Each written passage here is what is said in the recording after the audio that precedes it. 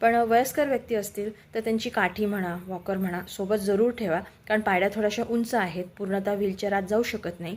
काही उंच पायऱ्या चढून आणि उंच पायऱ्या उतरूनच आपल्याला बाहेर यायला लागतं.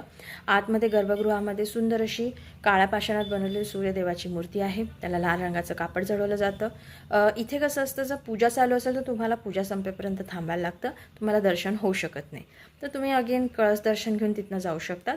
पण तुम्हाला आत गर्भगृहात जायचं असेल तर थोडंसं कंजेस्टेड छोटंसं मंदिर आहे, अतिशय ट्रेडिशनल मंदिर आहे, पण सुंदर अशी सूर्यभगवानाची मूर्ती आहे.